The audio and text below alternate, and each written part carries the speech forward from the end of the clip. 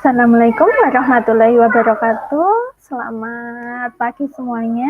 Hari ini kita ketemu lagi untuk mulai pembelajaran studi kelayakan bisnis. Nah, di sini baru pertemuan kita ya, baru pertemuan pertama kita di kelas studi kelayakan bisnis.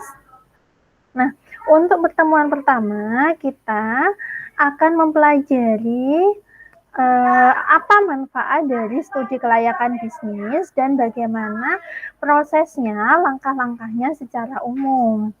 Jadi nanti tujuan pembelajaran kita hari ini adalah kalian dapat memahami apa sih manfaat dari pelaksanaan studi kelayakan bisnis dan bagaimana langkah-langkahnya secara umum. Lah langkah-langkah itu nanti akan di breakdown lagi, dijelaskan ke pertemuan-pertemuan di yang akan datang. Jadi hari ini kita akan belajar ya. Tetap semangat semuanya. Nah, kita mulai dari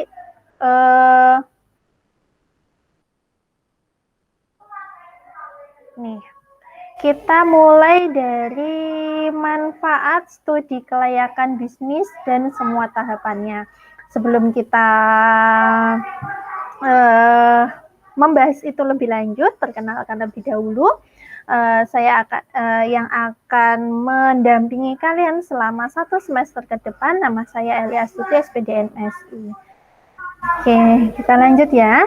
Jadi, agenda pembelajaran kita hari ini yang pertama adalah definisi studi kelayakan bisnis, yang kedua adalah faktor penyebab dari kegagalan usaha, yang ketiga adalah tujuan dari studi kelayakan bisnis, yang keempat adalah aspek penilaian bisnis, kemudian tahapan studi kelayakan bisnis, yang terakhir adalah etika dalam studi kelayakan bisnis. Karena dalam melakukan sebuah bisnis kita juga harus menjunjung tinggi etika. Jangan sampai ada salah satu pihak yang merasa dirugikan dari apa yang kita lakukan. Nah, sebenarnya apa sih studi kelayakan bisnis itu? Jadi, studi kelayakan bisnis adalah suatu kegiatan yang mempelajari secara mendalam tentang suatu usaha atau bisnis yang akan dijalankan dalam rangka menentukan layak atau enggak usaha tersebut untuk dijalankan. Masih ingat ya di materi mengenai pengantar bisnis, sebenarnya bisnis itu dibuat untuk memenuhi kebutuhan. Yang pertama pasti untuk memenuhi kebutuhan siapa? Ya, yang memulai bisnis itu dimulai dari kepentingan pribadi. Terus kemudian setelah kepentingan pribadi itu bisa dilaksanakan, meluaslah ke kepentingan masyarakat. Contohnya misalkan karena adanya PPKM atau pandemi COVID-19 sehingga banyak karyawan yang dirumahkan. Nah, karena dirumahkan, otomatis untuk memenuhi kebutuhan dirinya sendiri dan kebutuhan keluarganya, dia membuka suatu bisnis, misalkan bisnis bakery. Nah, kemudian setelah dia bisa memenuhi kebutuhan diri sendiri dan kebutuhan keluarganya, otomatis itu bisnisnya akan meluas, semakin meluas, banyak pesanan, misalkan mulai merekrutlah pegawai, terus kemudian meluas lagi. Ternyata dampaknya bagi masyarakat apa? Bisa menyerap tenaga kerja. Yang kedua apa? Menyediakan kebutuhan masyarakat, yaitu untuk pemenuhan kue untuk acara hajatan atau yang lain-lain. Nah, kembali lagi, berarti suatu bisnis itu kita harus menilai dulu kira-kira layak atau tidak dijalankan. Apakah bisa berkembang mengakomodasi kepentingan individu yang pada akhirnya memberikan keuntungan bagi semua masyarakat atau tidak. Nah, di sini kita ada 2 aspek dalam studi kelayakan bisnis, kelayakan dan bisnis. Nah, kita mulai dari kelayakan dulu. Kelayakan adalah penelitian yang dilakukan secara mendalam untuk menentukan suatu usaha memberikan manfaat yang lebih besar daripada biaya yang dikeluarkan. Jadi, di sini kita bisa menentukan layak atau tidak. Ini kalau berdasarkan kelayakan di sini, kita akan mempertimbangkan aspek perbandingan antara manfaat dengan biaya. Nah, manfaat itu berupa apa? Bisa berupa keuntungan finansial maupun keuntungan non-finansial. Sedangkan penerima manfaat ini bisa banyak hal, bisa perusahaan, bisa investor, bisa kreditur, masyarakat, pemerintah, dan lain-lain. Nah, sedangkan untuk istilah yang kedua, bisnis. Bisnis itu usaha yang dijalankan yang tujuan utamanya memperoleh keuntungan. Seperti tadi yang saya jelaskan, dimulai dari keuntungan individu pemiliknya, berlanjut keluarga pemilik, terus kemudian berlanjut kepada masyarakat secara luas. Nah, bisnis ini biasanya lebih mengacu pada keuntungan finansial. Nah, pertimbangan layak apa tidak, ini ada beberapa. Layak atau tidak, kita akan mempertimbangkan beberapa aspek. Di antaranya aspek hukumnya, apakah layak atau tidak, aspek keuangan, aspek teknisnya, aspek pemasarannya bagaimana, aspek manajemen dan organisasinya. Kalau hukum ini biasanya lebih berkaitan dengan legalitas usaha.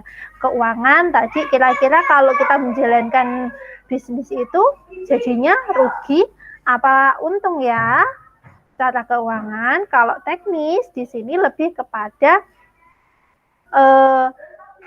untuk pabriknya nanti bagaimana, terus kemudian lokasi perusahaannya apakah dekat dengan pabrik atau jauh dengan pabrik. Misalkan perusahaannya ada di pusat kota, pabriknya ada di pedesaan, dengan mempertimbangkan SDM dan lain-lain. Nah, terus kemudian selanjutnya aspek pemasaran. Pemasarannya apakah mau langsung diretailkan sekalian oleh perusahaan atau bekerja sama dengan perusahaan retail seperti Alfamart, Indomaret atau yang lain. Nah, yang selanjutnya aspek manajemen dan organisasi.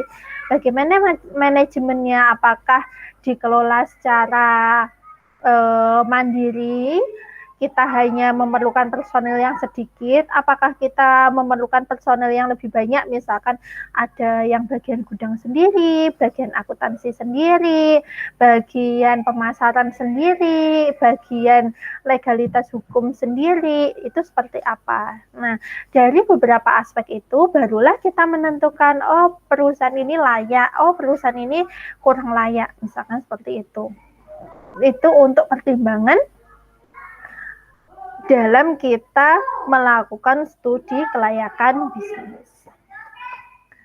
Nah, sebelum kita lanjut, kita akan mengevaluasi dulu sebenarnya apa sih faktor penyebab dari kegagalan usaha.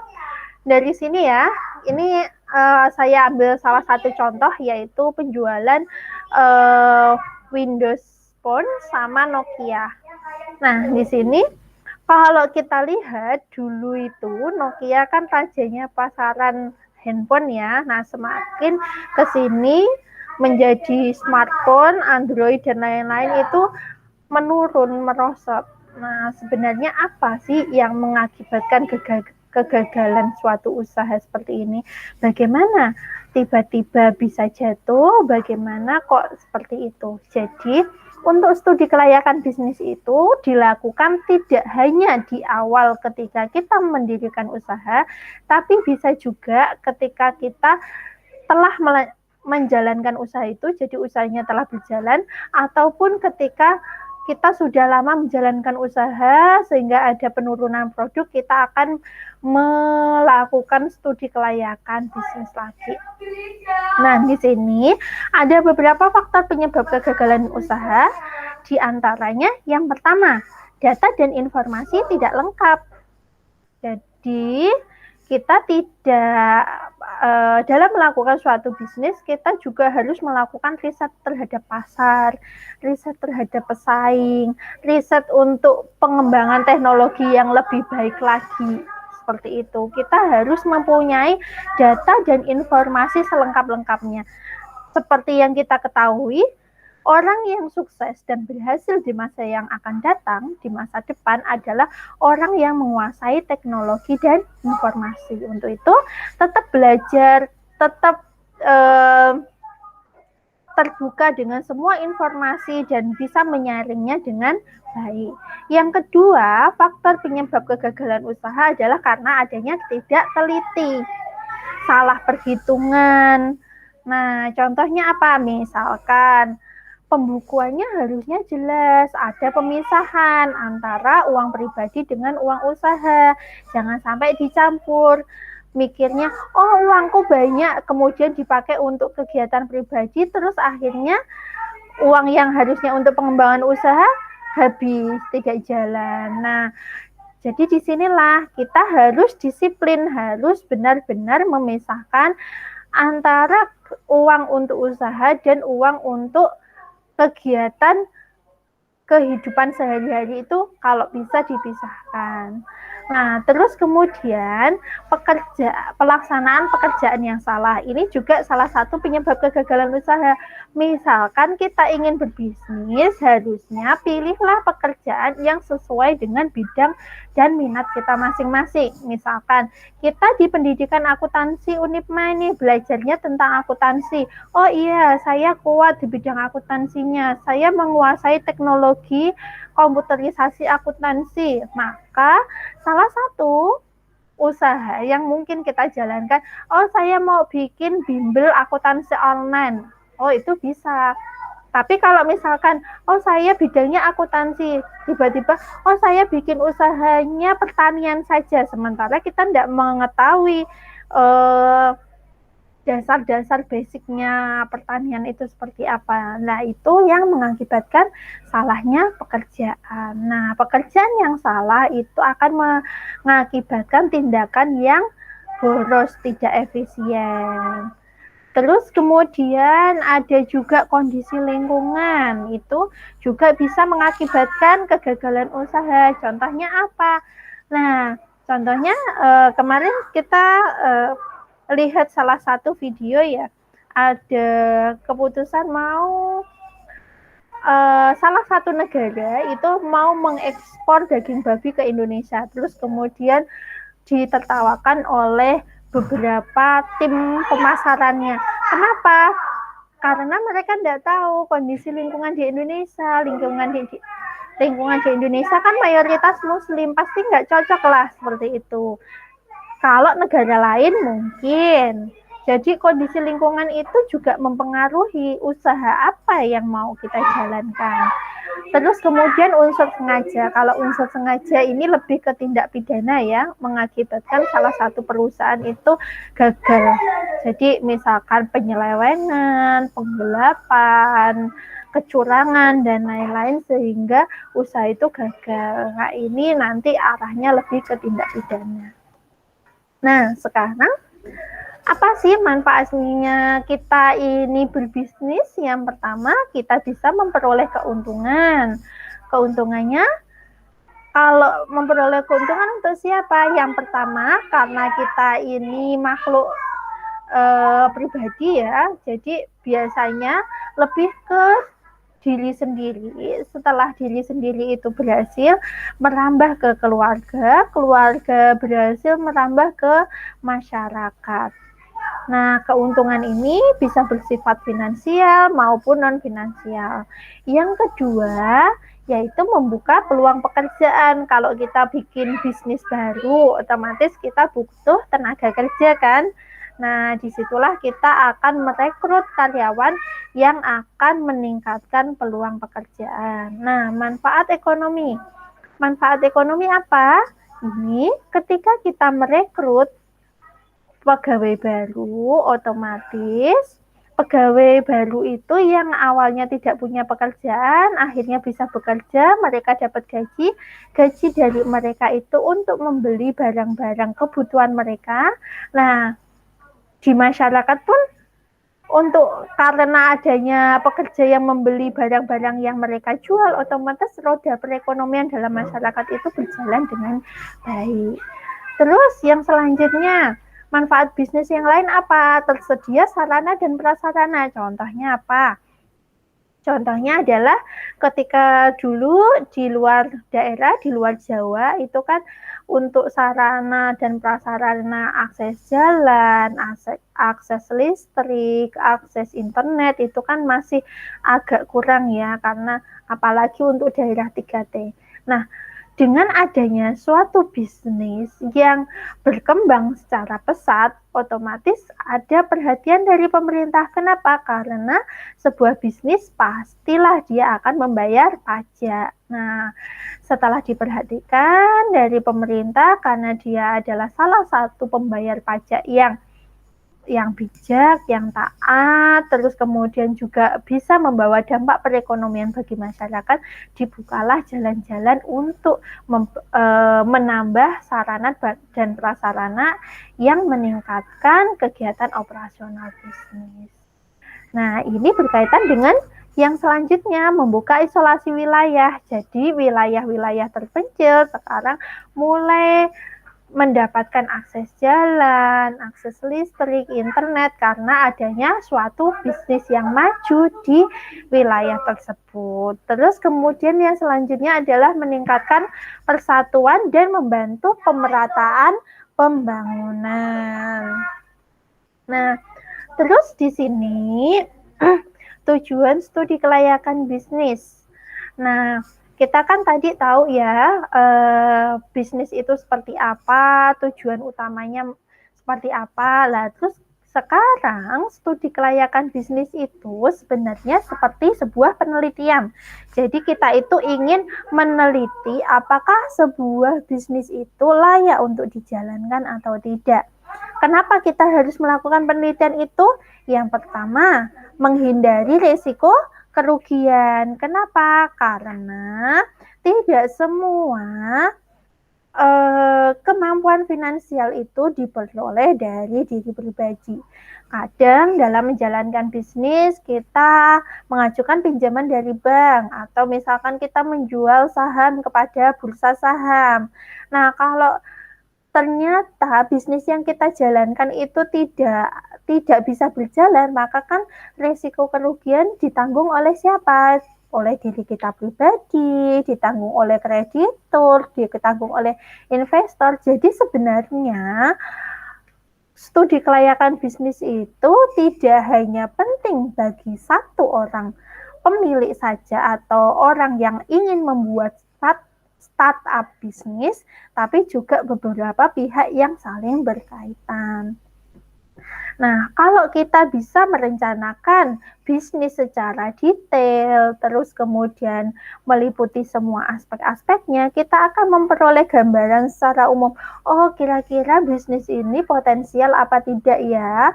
Terus kemudian celahnya ada di mana ya yang harus kita tutupi. Terus kemudian kita akan lihat, oh langkah apa ya yang harus dilakukan untuk mencegah resiko. Jadi sebenarnya resiko itu tidak bisa dihindari, tapi bisa diminimalkan. Nah, yang kedua itu tujuan studi kelayakan bisnis apa? Memudahkan perencanaan, karena kita sudah menyusun tuh di rencana bisnis itu biasanya kayak meliputi SDM yang kita butuhkan berapa, kemudian ketika kita mau memproduksi suatu produk itu butuh berapa bahan bakunya, kemudian kira-kira kita bisa memasarkan berapa jumlah produk. Nah, itu ada dalam dokumen studi kelayakan bisnis. Terus kemudian yang selanjutnya memudahkan pelaksanaan pekerjaan. Kenapa?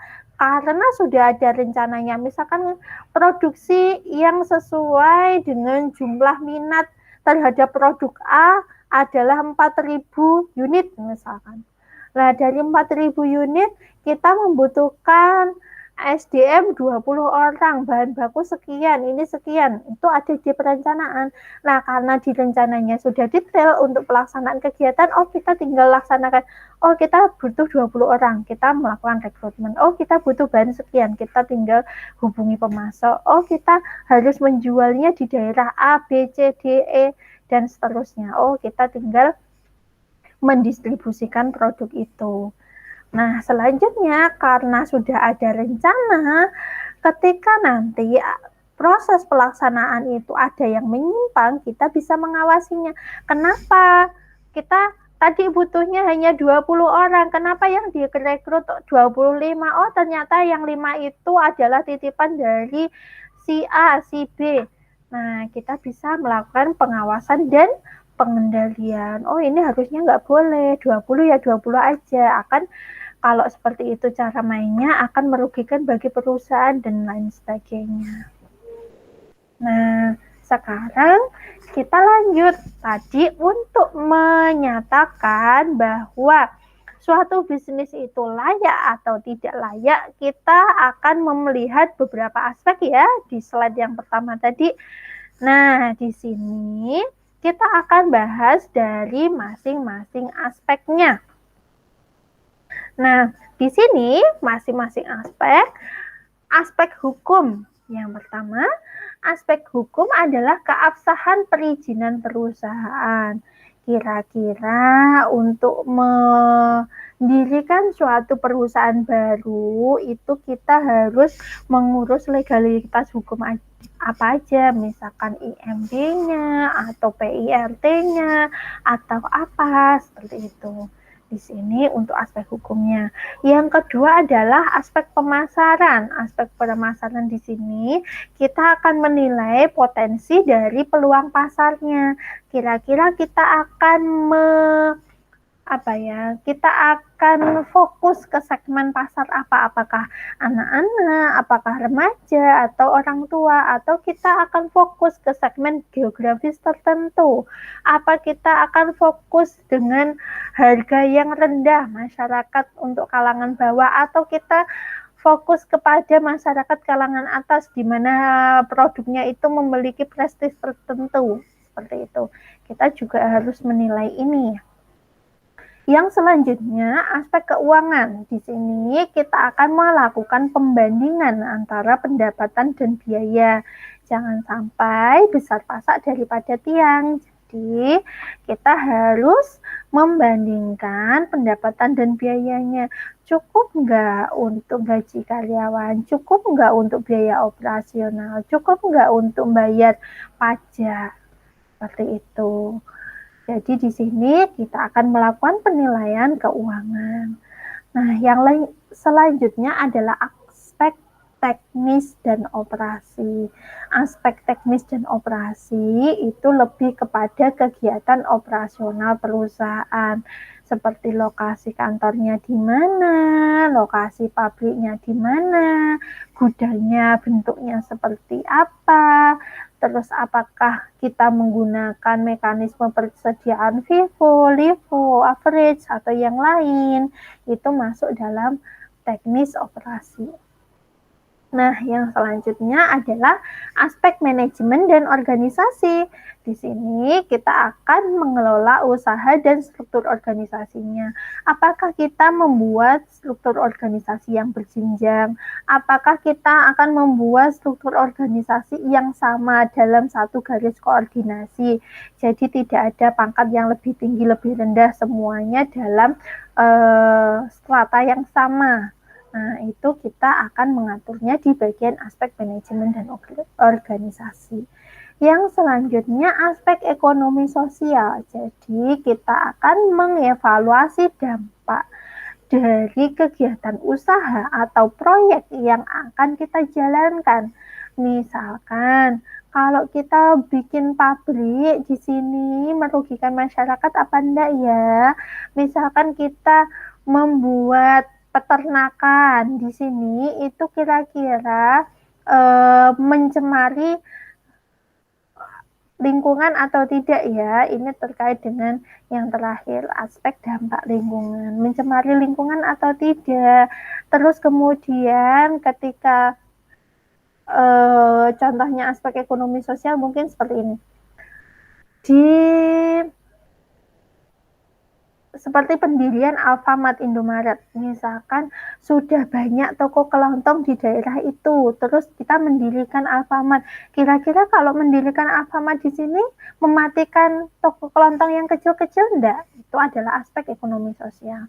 Tapi kalau dampak lingkungan itu tadi, kalau kita mendirikan peternakan di sini, kira-kira masyarakat terganggu enggak sama baunya, limbahnya dan lain-lain. Nah, jadi apa yang harus kita lakukan dalam suatu studi kelayakan bisnis? Ada beberapa tahapan dalam melakukan studi kelayakan bisnis. Yang pertama yaitu pengumpulan data dan informasi. Seperti yang saya sampaikan tadi bahwa orang yang sukses adalah orang yang mampu menguasai teknologi dan informasi di masa yang akan datang. Jadi pertama kali ketika kita ingin membangun sebuah bisnis atau ingin menjalankan sebuah proyek dari usaha yang kita lakukan, kita harus menggali data dan informasi sebanyak-banyaknya. Setelah itu, kita harus melakukan pengolahan data, enggak cuma, oh datanya ini sudah. Enggak, kita harus memvisualisasikannya, harus menyortirnya, memilah, oh data ini penting, relevan dengan bisnis saya, oh data ini tidak relevan, sehingga harus dibuang saja. Setelah itu kita akan melakukan analisis, oh trennya seperti ini loh, jadinya akan menguntungkan kalau kita itu buka bisnis kuliner misalkan. Nah, itu diperoleh dari analisis data. Nah, dari analisis data itulah kita mengambil keputusan. Oh, putusannya apa? Suatu bisnis ini layak. Suatu bisnis ini tidak layak. Kalau layak, lanjutkan. Misalkan pengurusan izin dan lain-lain. Kalau tidak layak, lalu alternatif solusi apa yang seharusnya kita lakukan supaya suatu bisnis itu layak untuk dijalankan. Barulah kita memberikan rekomendasi. Nah, dalam satu proses itu tadi, kita tidak boleh mengabaikan etika. Jadi, etika atau perilaku etis itu merupakan perilaku yang mengacu pada norma-norma atau standar moral pribadi dan hubungannya dengan orang lain untuk menjamin bahwa tidak ada pihak yang dirugikan.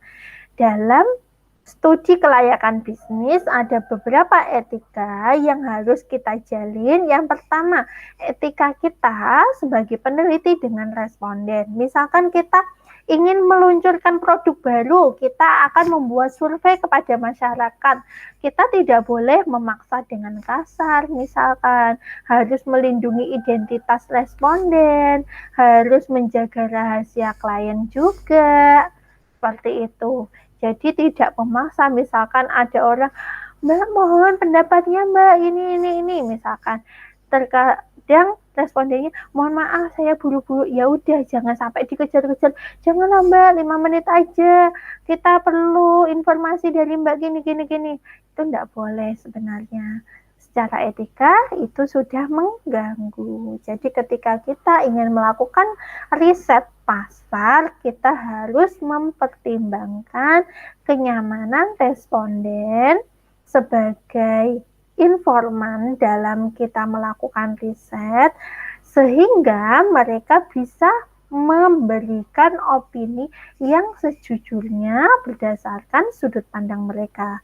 Karena kita meneliti untuk untuk menilai apakah bisnis kita layak apa tidak, itu kan dilihatnya dari mana? Dari respon itu. Nah, yang kedua, etika peneliti dengan klien.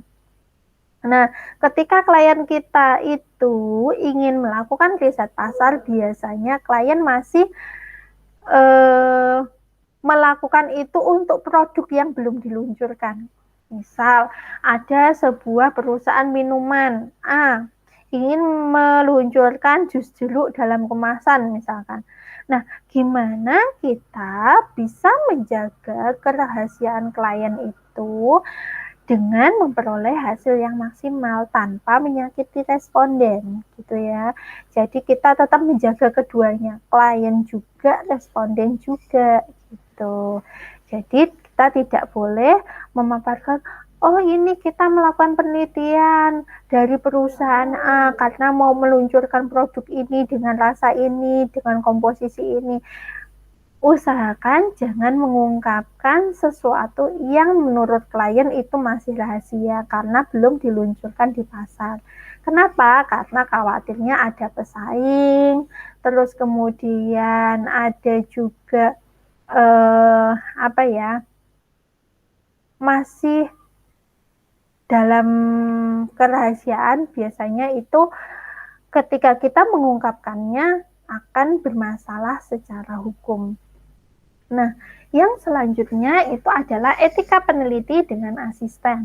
Ketika kita melakukan studi kelayakan bisnis, terus kemudian kita mempekerjakan seorang asisten di lapangan, maka kita harus bisa menjamin kenyamanan dan keselamatan asisten tersebut. Jangan sampai kita melakukan riset, menugaskan asisten itu di tempat-tempat yang berbahaya, walaupun kita memerlukan data itu, tapi kita juga harus mempertimbangkan K3 ya, kondisi kesehatan, keselamatan kerja karyawan atau asisten. Nah, yang selanjutnya etika dengan klien. Etika klien ini maksudnya adalah ketika klien itu meminta datanya di markup atau data dari penelitian kita dimanipulasi atau yang lain, itu usahakan untuk menolak karena adanya kaidah etika yang harus kita pegang dalam melakukan studi kelayakan bisnis ini. Oke, sekian untuk pertemuan kita hari ini. Mudah-mudahan bermanfaat. Habis ini silahkan diskusikan dalam forum menurut kalian siapa sih yang memperoleh manfaat dari pelaksanaan studi kelayakan bisnis dan menurut kalian penting enggak studi kelayakan bisnis itu dijalankan. Terima kasih, selamat pagi, dan sampai jumpa minggu depan. Assalamualaikum warahmatullahi wabarakatuh.